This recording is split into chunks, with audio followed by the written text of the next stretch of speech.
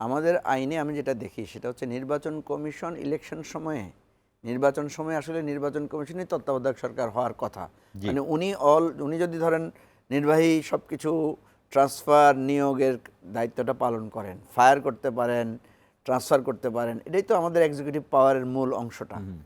সুতরাং সেক্ষেত্রে আমি মনে করি যে এখন সেটা তো আপনি যখন যেহেতু দলীয় সরকার হচ্ছে, তত্ত্বাবধায়ক সরকার ছাড়া যেটা হয় আর কি, তো ফলে যেটা হচ্ছে নির্বাচন কমিশন তার ক্ষমতাটা অ্যাপ্লাই করতে পারেন না।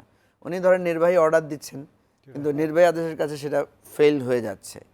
ফলে আমি বারবার যেটা দেখি আর কি, যে ধরেন আমরা সংস্কার করলাম, অনেক কিছু করলাম, নির্বাচন কমিশনকে আরও শক্তিশালী করলাম, আরও ক্ষমতা দিলাম, কিন্তু যে সরকার সেই সময় ক্ষমতায় থাকবে তিনি যদি এখানে নিয়ন্ত্রকের ভূমিকা পালন করেন, অথবা নির্বাচন কমিশন নিয়োগ দেওয়ার ক্ষেত্রে যদি তার ওই মানে দলদাস লোকদেরকে নিয়োগ দেওয়ার চিন্তা থাকে, তাহলে তো এই নির্বাচন কমিশন কখনো ভালো করতে পারবেন না।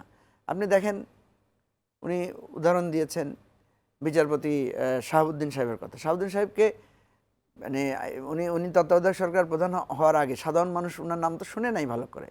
চিফ জাস্টিস একজন আছেন, কে আসছেন কে যাচ্ছেন সাধারণ মানুষের জানার বিষয় না, অথচ সবচাইতে সফল এবং কম্পারেটিভলি বেটার ইলেকশনটা উনি আমাদেরকে উপহার দিয়েছেন। তো সেজন্য বলছি যে আপনার ইলেকশন কমিশনকে যে সমস্ত বিষয় রিফর্মের কথাগুলো আসছে, আমি বহু টক শোতে বলেছি যে আপনি যদি কোনো সংস্কার নাও করেন, এই এক্সিস্টিং ইলেকশন সিস্টেমে, এই এক্সিস্টিং কেয়ারটেকার সিস্টেমের মধ্যেই তো 3টা বা 4টা ইলেকশন হয়েছে, যেটাকে আমরা কম্পারেটিভলি বলছি যে এই 12টা ইলেকশনের মধ্যে সবচেয়ে ভালো ইলেকশন। অর্থাৎ আপনি কি আইন পরিবর্তন করলেই ভালো ইলেকশন পাবো, নাকি আমাদের ওই যে যখন একটা নিরপেক্ষ সরকার থাকে, অতীতে প্রত্যেকটা নিরপেক্ষ সরকারের আমলে আমরা দেখেছি যে সচিবালয়, ডিসিরা, এসপিরা তারা কিন্তু একটা পাওয়ার হ্যান্ডেল করতে পেরেছেন। একজন এসপি, একজন ডিসি যখন নিরপেক্ষভাবে কাজ করেন, তখন এই প্রচলিত আইনের মধ্যে উনি কিন্তু একটা সুশাসন নিশ্চিত করতে পারেন, তার একটা অ্যাডমিনিস্ট্রেটিভ একটা প্রাধান্য, কর্তৃত্ব তৈরি হয়।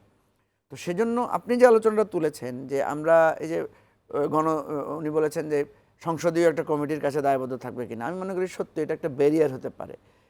কিন্তু এখানে মূল জায়গাটা হচ্ছে প্রয়োগের জায়গায় যদি উনি নিরপেক্ষতা, সাহসিকতার পরিচয় দেন, দৃঢ়তার পরিচয় দেন। আগে আমরা কি দেখেছি?